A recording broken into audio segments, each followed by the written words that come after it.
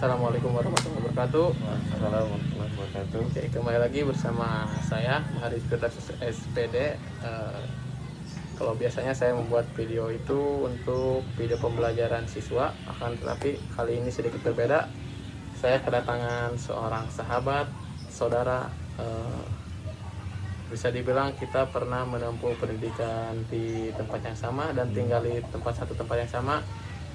Dia adalah Bung Dede Septian. Halo, selamat siang Dek. Selamat siang. Kabar gimana, sehat? Alhamdulillah sehat. Boleh dibuka dulu maskernya nggak? Depan Boleh. boleh, nggak apa-apa. Dibuka ya? Iya. Oke.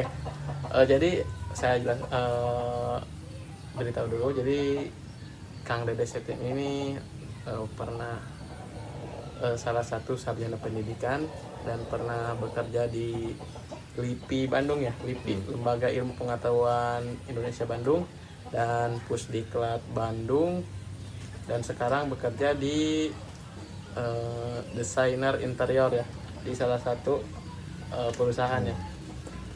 Ya. Gimana? Coba balikan. Oke. Jadi kali ini saya ingin meminta pendapat dari Kang Dede mengenai pendidikan di Indonesia. Kita tahu bahwa pandemi COVID-19 ini sudah setahun lebih ya, belum berhenti, belum reda-reda. Dan menurut pandangan Kang Dede sebagai sarjana pendidikan dan orang yang pernah berkecimpung di dunia pendidikan, jadi pendidikan di masa pandemi itu seperti apa, Kang? Ya mungkin saya lihat dari hal-hal kecil atau hal yang saya rasa ya. Jadi saya nggak akan mengeneralkan. Jadi kalau saya lihat di bagaimana adik sekolah, bagaimana adik sekarang menempuh pendidikannya, kalau menurut saya itu masih belajar online itu sebagai salah satu alternatif yang sangat efektif kalau menurut saya, tapi di sana tuh masih banyak kekurangannya. Karena yang saya rasa ketika saya melihat adik saya belajar atau sedang menempuh pendidikan ini, adik saya tuh kayak seakan-akan dia tidak bersekolah. Saya lihatnya kayak gitu sih. Berarti di masa pandemi ini emang belajar online itu baik karena untuk menghindari terkenanya seorang siswa oleh virus corona itu ya. Akan tetapi ada sisi negatifnya juga nggak? Dari Kita bicara tentang medianya dulu.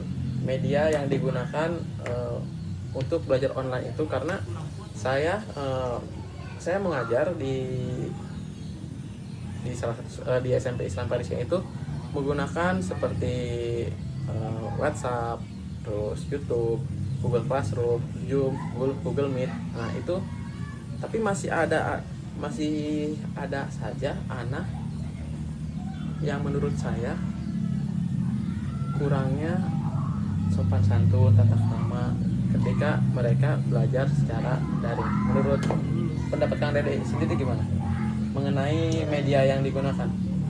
Kalau sejauh ini sih kayak tadi yang disebutin ya, media-media yang disebutin tuh cukup baik. Cuman kalau saya lihat lagi keefektivitasan dari si media atau efisiensinya itu masih kurang. Karena kayak gini, kita lihat sekolah itu punya pengumuman dan lain-lain.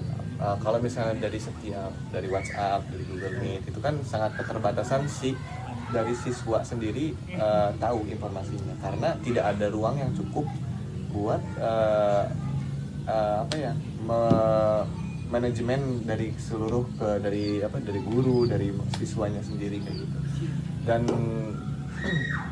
saya rasa dari media tersebut itu masih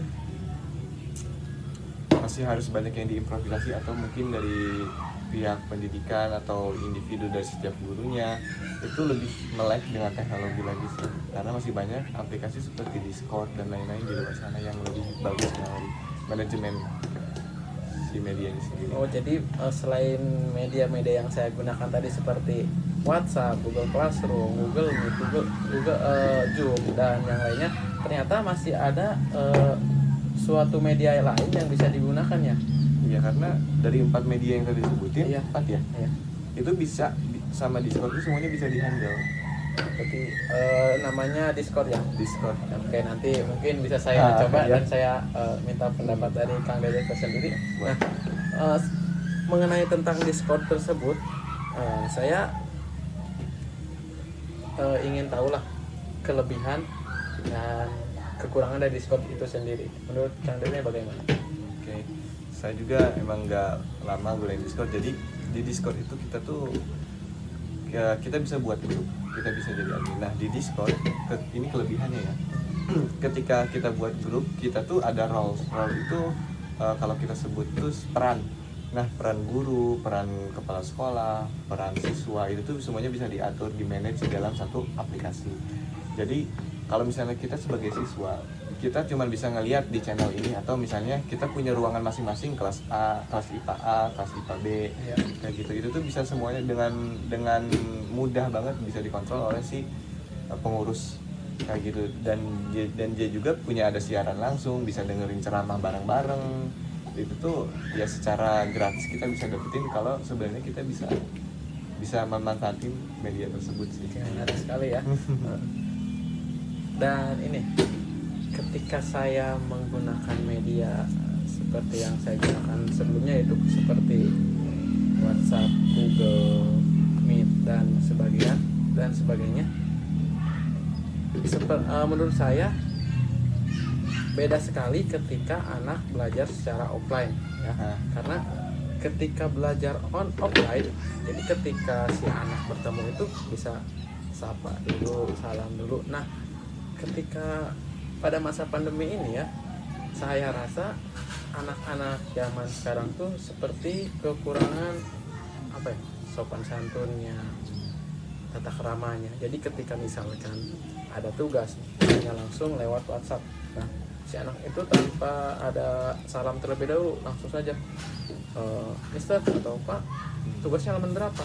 Kan harusnya salam dulu lah, biar ada sedikit sopan santunnya gitu.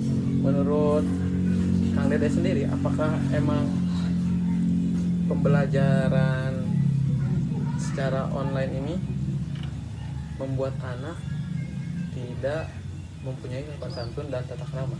Bagaimana? Nah, itu sendiri yang saya bilang sebelumnya kan, melihat adik saya seperti tidak bersekolah kayak gitu kan, tidak belajar.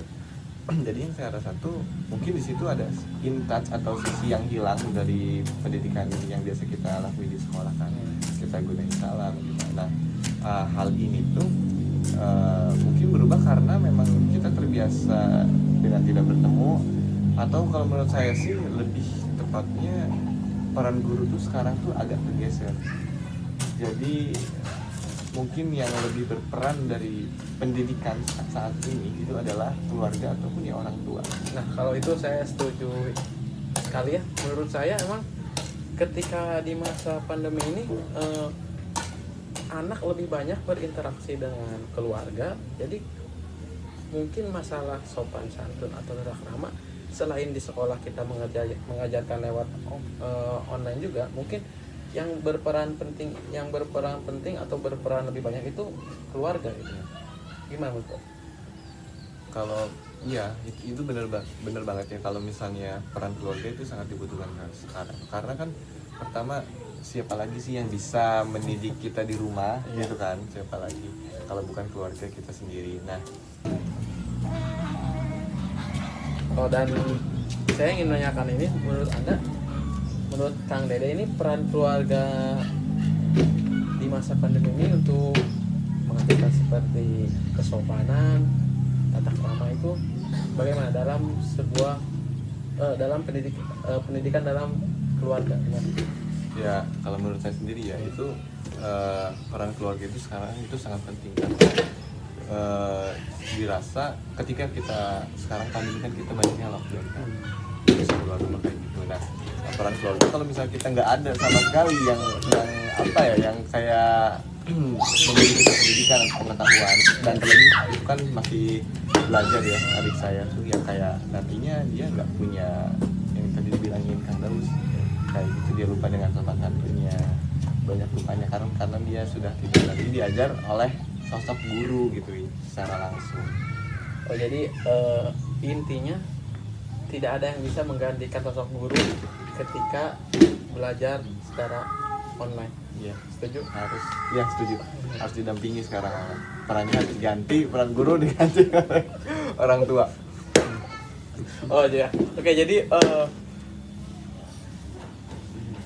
ketika anak belajar di rumah itu emang harus butuh dampingan seorang orang tua ya. Iya. Karena bagaimanapun tidak ada yang bisa menggantikan peran seorang guru di rumah kecuali keluarganya itu sendiri.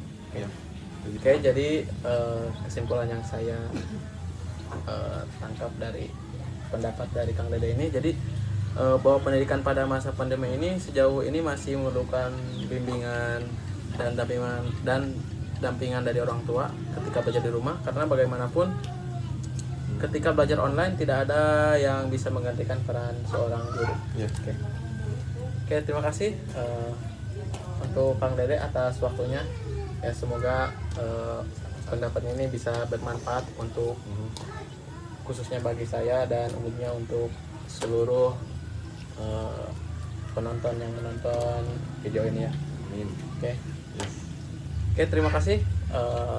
Tetap selalu menjaga protokol kesehatan dengan menerapkan 3M, mencuci tangan, memakai masker dan menjaga jarak. Oke, terima kasih. Assalamualaikum warahmatullahi wabarakatuh. Waalaikumsalam warahmatullahi wabarakatuh.